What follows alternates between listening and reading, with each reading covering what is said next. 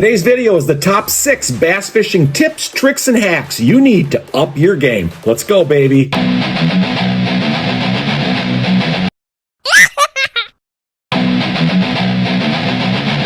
Okay, the nail weight. Believe it or not, adding something so tiny as this little nail weight to your soft plastic worm will allow you to be able to cast it farther and cover more water in the process, and it will often trigger more bass strikes because of that extra weighted action. So putting the nail weight into the head of the worm or soft plastic will allow it to sink faster, and you'll be better able to control its movement and easier than with a traditional bullet weight that moves clunkily up and down the line. And we love it best rigged, wacky rigged in the Senko worm because it's going to fall faster and get onto the bass quicker, which often causes them to reactionary strike it more so than a weightless worm, which takes a lot longer to fall.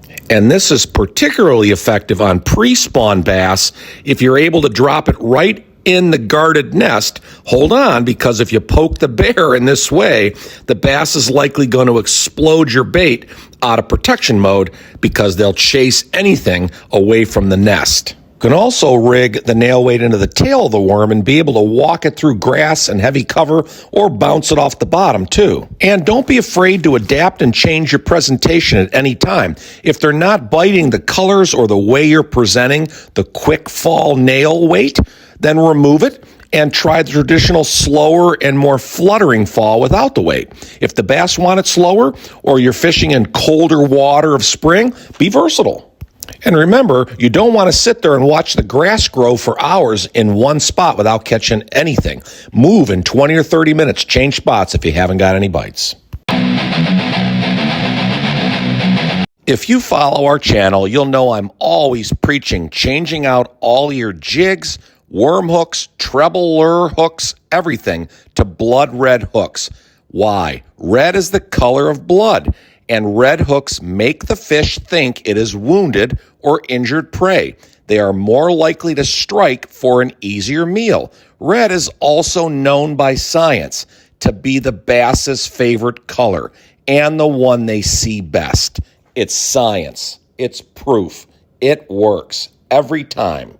Now, the other obvious and simple reason is that the flash of red looks like the gills on a fish swimming. This is even more outstanding when you are using red hooks with bladed baits, because the extra flash of the blade plus the shimmer of red is all it takes to catch more bass. It works, folks. I promise you, if you switch out to red hooks on all your lures, you're going to find yourself getting more strikes and catching more bass every time. It simply works, or I wouldn't endorse it, of course. And the little extra cost it's going to take to buy all these red hooks, it's well worth it in the long run. It's another incentive to have the bass strike your bait, especially if they're acting sluggish that day. Give it a try. I hope it works for you too. And remember to always have your landing net with you. You got a little super glue or Gorilla Glue laying around the house? I'm sure you do. Well, go grab it, because you're going to catch more bass with this trick. We've been using it for years, and it works really great. If you do a lot of bass fishing and casting into heavy cover, then you already know how frustrating it is when you always have to keep readjusting your plastic creature or worm trailer because it keeps slipping down the worm hook. So all you're going to do is put a little super glue on the hook shank and put your favorite soft plastic bait onto the hook. Just kind of press it in place for a few minutes. You can do this either the night before or the morning before you head out on the lake. This is going to allow you to make a ton more casts, and you won't have to worry about all the aggravation of adjusting your skirt or trailer all the time. The other really cool thing is that the longer you use the bait, the more beat up it's going to get. So don't throw it away. You can save some money and time by actually continuing to use this, because hungry bass will actually think it's an injured bait or beat up prey. And you may know there are actually a lot of pro bass fishermen on tour that actually prefer to hang on to their beaten up ripped up plastic worms for this very reason, because bass will hit it a lot better, thinking it's an easier meal. So give it a try. I bet you'll catch more bass than you do now from the fact alone that you'll have to be able to spend less time picking up your bass baits. And most importantly, you'll be able to throw this glued-on worm or creature into the heaviest of cover. That's where the big bass are going to be. So you might end up with a lunker of a lifetime after this tip. Let us know. Live minnow fishing. Really nothing better for virtually every freshwater fish that swims, from crappie, perch, and walleye to, of course, the largemouth bass. So you likely already know that the emerald shiner minnow and the golden shiner minnow especially are absolutely deadly on bass. But keeping a whole mess of them alive for a full day of fishing can be a challenge, especially in the summer months when the water and weather are a lot warmer. Also, you probably know you can tip your favorite jigs with live minnows for an even better chance at catching sluggish feeding bass than more of a plastic trailer. So we've got a couple really awesome tips next for you to help keep your minnows alive longer and keep them more lively, which is always the key to triggering more bass bites. So all you got to do is put some hydrogen peroxide in the minnow bucket water, and this will thus add oxygen into the water. Now, this is in addition to using your good aerator, of course, which is crucial. And always remember to keep a spare pair of extra batteries on hand in case the first pair wears out for your aerator, because if you don't have that, the minnows are not going to survive long without oxygen pumping through the water. Another great tip is to put some ice cubes in sealed baggies and drop those into the bottom of the minnow bucket as well. What that will do is lower the water temperature and allow the minnows to flourish for quite a bit longer.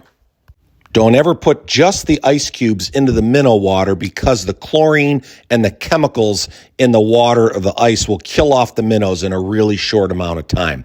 The other thing you can do is spread out the minnows into 2 buckets. That way it allows them to spread out. They don't bump into each other and bruise each other, and it allows them both to get more oxygen. This will also help keep both sets of minnows alive longer.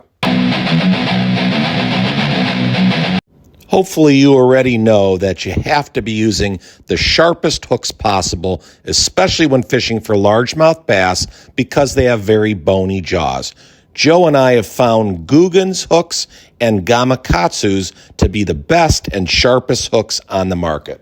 So you always want to replace your dull and worn hooks before you ever hit the water. Don't be lazy with this. It's a crucial step to ensure that every bass you land, especially when they make a mid-air leap to spit your hook, doesn't do just that and leave you empty-handed. So make sure you've always got a little file or even a nail file with you at all times in your tackle box. It's that important, just as important as your bottled water and bag lunch.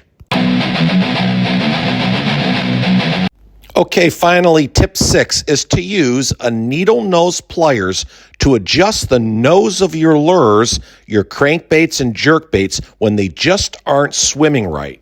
So if she's wobbling or swimming to the right, you want to adjust the bill of the lure to the left and vice versa. It's very easy for your crankbaits to get out of alignment because they're always banging against rocks, weeds, logs, etc.